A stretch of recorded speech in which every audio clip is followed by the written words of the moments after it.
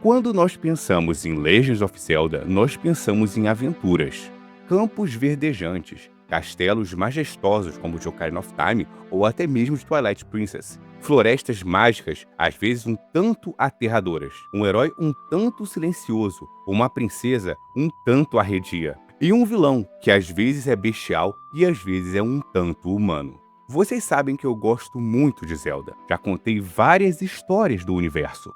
Mas nesse vídeo eu fiquei inspirado não pelo heroísmo, mas pelo horror. Porque Zelda fala de horror em certos momentos, mas não o gore pelo gore. Não. Personagens profundos, soturnos e mais perturbadores do que você pode imaginar. Ao longo de 30 anos, tivemos personagens bizarros no sentido engraçado, como o Tinglo, por exemplo. Histórias trágicas, como de Anju e Cafei, que eu já fiz o vídeo aqui no canal. Maldições cruéis, como as Esputulas em Ocarina of Time. E situações que poderiam ter saído, na minha opinião, de um jogo de terror psicológico. Momentos capazes de nos causar pesadelos. Este é um tipo diferente de vídeo. Eu não estou contando a história de um jogo, ou de um personagem de Zelda ou de outro universo da Nintendo. Mas não são aqueles momentos que você vai achar em qualquer lista comum de Zelda. Não é perturbador por ser apenas obsceno ou assustador. É perturbador porque quando você retira o véu de horror e vê a história por trás, é ainda mais bizarro e sombrio do que você pode imaginar. E eu tenho certeza que por mais que você seja um fã assíduo de Zelda, talvez você não conheça ou não se lembre de todas essas histórias. E se conhecer, talvez não tenha percebido a sutileza e a temível mensagem por detrás do horror. Porque a Nintendo sabe botar histórias obscuras que ninguém às vezes presta atenção. Eu gostaria de começar falando primeiro sobre um homem que vendeu a sua alma. E agora você pode tomar um susto. Como assim? Em Zelda tem um personagem que fez isso? Zelda não é livre para todas as idades? E é um pouco estranho de se pensar, não é? Quando você vai começar a jogar um jogo de terror, você já sabe o que te espera. Mas quando você vai jogar um Zelda, você espera algo assim? Estamos falando, no caso, de The Legend of Zelda Twilight Princess, a história do Giovanni. Mas quem é Giovanni, você pode me perguntar? Ele literalmente vendeu a alma para os Pouls por riqueza e ficou preso em forma inanimada até ser salvo pelo protagonista. Mas ainda que ele tenha recuperado a sua vida, ele perdeu o que de fato era mais importante. O jogo Twilight Princess já possui uma atmosfera muito mais sombria do que a maioria dos jogos da franquia. Twilight e Majora, na minha opinião, são os dois Zeldas mais sombrios. Desde o início, o jogo é apresentado em um mundo mergulhando em sombras e uma melancolia constante da invasão de um povo miserável que traiu as deusas e estava tentando reconquistar o mundo da luz, enganado por um déspota, os Antes. Mas o jogo mostra que nem todos os que nasceram no Reino do Crepúsculo são malignos. A própria Midna é uma personagem que amadurece horrores na história. Mas poucos personagens representam tão bem a escuridão e as consequências de suas próprias ações como Giovanni. Quando o Link encontra ele pela primeira vez, é uma cena realmente estranha. Encontra perto do bar da Thelma. Uma personagem um pouco estranha para os padrões de Zelda, porque ela apresenta um plot um tanto avantajado para os padrões de Zelda. Quando você encontra o Giovanni, você está em forma de lobo e você já sente a estranheza. O homem está completamente paralisado, ele é literalmente uma estátua de ouro. O corpo inteiro foi petrificado por conta de uma maldição. Ele está preso na sua própria casa, rodeado de ouro. A riqueza é literalmente uma âncora de sua vida. A alma dele foi perdida, não porque fora tomada, mas porque foi vendida. Ele trocou a alma para os Pouls, aqueles fantasmas de Zelda, por muita riqueza. Quando nós o encontramos pela primeira vez, ele fala: Eu sou Giovanni, eu fui consumido pela ganância há muito tempo e vendi minha própria alma para criaturas sombrias que fizeram isto comigo. Não consigo me mexer, não posso ir ver a minha namorada. Meu gato de estimação, Gangler, está preso em minha cabeça. Preciso te pedir um favor. Você consegue derrotar 20 fantasmas que espreitam a escuridão para mim? Acho que se você conseguir liberar os pedaços da minha alma dos fantasmas que os guardam, eu serei livre. E o Link faz isso. Primeiro ele derrota 20 fantasmas, que faz o Giovanni se mexer, e depois ele derrota mais 40, totalizando 60, e a maldição é quebrada. Mas ele não ficou impune. A mulher que ele amava ficou meses procurando ele, espalhando cartazes de pessoas desaparecidas, tentando encontrá-lo. E no fim, todo mundo dizia que ele tinha abandonado ela. E ela, desamparada, resolveu viver a vida dela, né? Começou a se relacionar com um guarda. E o Giovanni, apesar de ter conseguido o dinheiro e recuperado o corpo, ele perdeu ela. E o jogo deixa claro que ele perdeu ela para sempre. Ele abriu mão da alma em busca de riqueza, para poder viver com ela. Só que ao perder a alma, perder o corpo, ele conseguiu a riqueza e perdeu ela. E se não fosse o Link, ele teria perdido tudo. A Nintendo fez uma história super sidequest, super bobinha, que fala sobre o que é mais importante. A riqueza é um meio para se encontrar o fim, e não o fim em si mesmo. Mas tem coisas ainda mais sombrias do que um homem que vendeu sua alma por dinheiro. Em Majora's Mask, temos um pai que foi amaldiçoado por tentar proteger a sua filha. Majora's Mask é frequentemente considerado o Zelda mais sombrio, e é um dos meus favoritos, quiçá o meu favorito. Não vou afirmar aqui qual é o meu favorito, mas eu acho que Majora tá quase lá. O jogo inteiro gira em torno de luto, perda e morte, arrependimento, desespero e o medo inevitável do fim eterno. Nós vamos para Ikana Canyon, o Canyon de Ikana.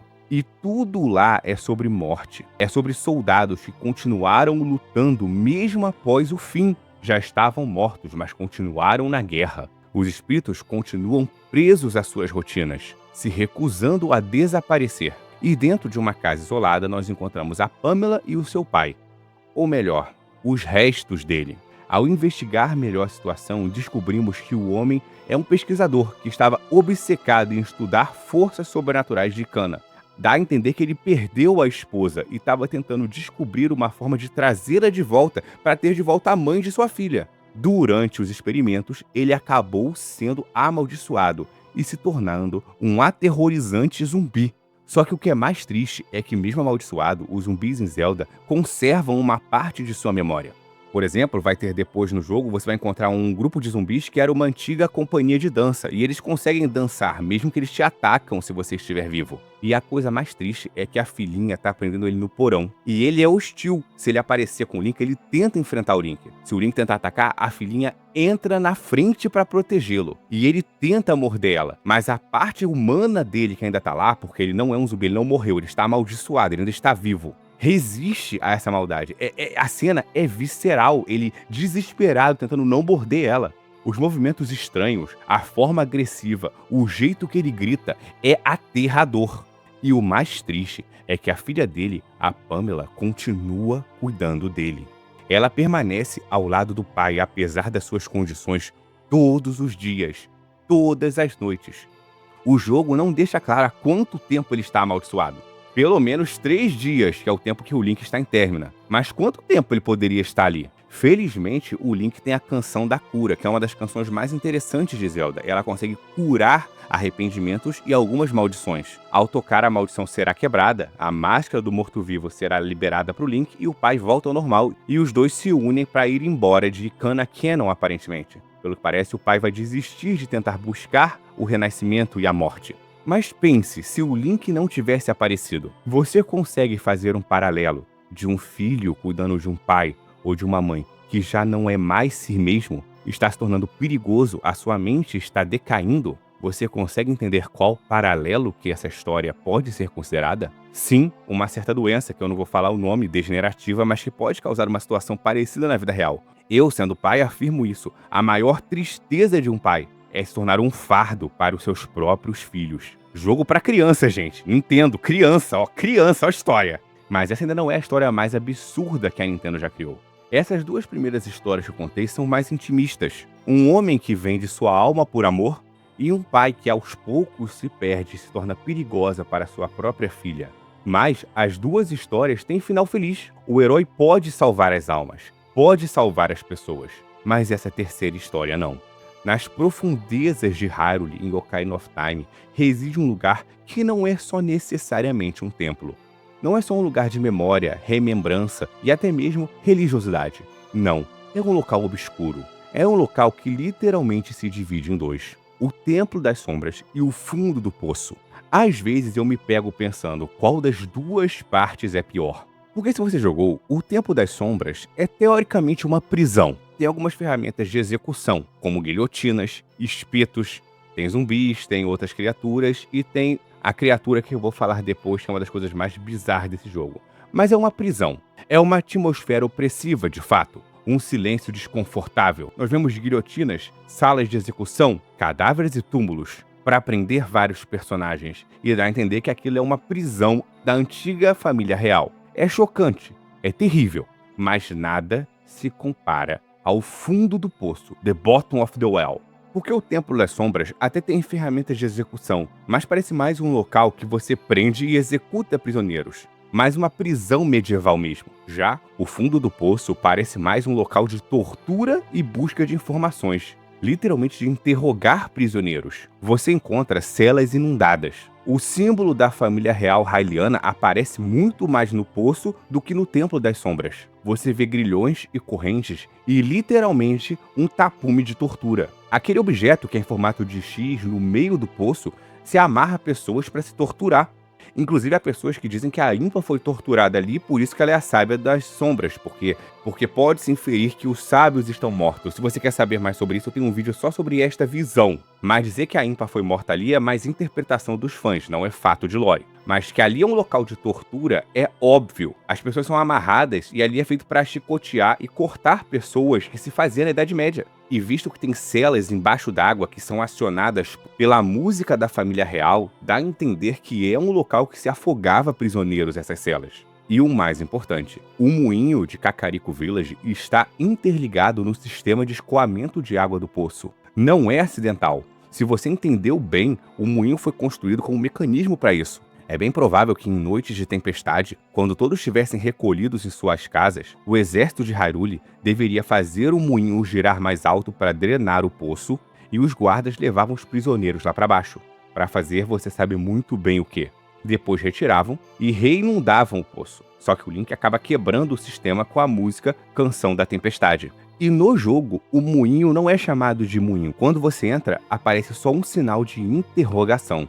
A música pode até se chamar Windmill Music, mas a verdade é que o fato de ter essa interrogação é justamente para você entender que aquilo não é só um moinho de grãos. Aquilo é o reflexo de uma sociedade que é real. O jogo de Zelda pode só ser uma ficção, mas locais de tortura medieval aconteciam, até mesmo em sociedades primitivas ou em locais que são governados pelo crime, ou até mesmo em prisões, em locais específicos, há esse tipo de tortura e punição. E na sociedade atual, os criminosos geralmente são bandidos mesmo que estão presos na cadeia. Mas na Idade Média, não necessariamente. Exércitos rebeldes ao rei, o povo quando se rebelava por passar fome, ou até mesmo civis que pudessem falar algumas coisas, podiam ser presos e levados para essas masmorras. Isso acontecia, sabe? Eu sou professor de história. Claro, não era em todos os reinos. Era uma situação muito específica, geralmente em momentos de grave crise, como a peste negra, por exemplo. Mas isso é um reflexo de uma sociedade. Não uma coisa generalizada, uma coisa específica, mas é visceral, é real. Não é só horror pelo horror. E ainda mais o chefe, o Dead Hand, ou a mão morta, ou a mão da morte. Talvez as pessoas não tenham percebido que ele é um subchefe, mas já perceberam que ele está sempre sorrindo, aquele sorriso sádico de dentes cerrados? Pode ser uma representação dos carrascos.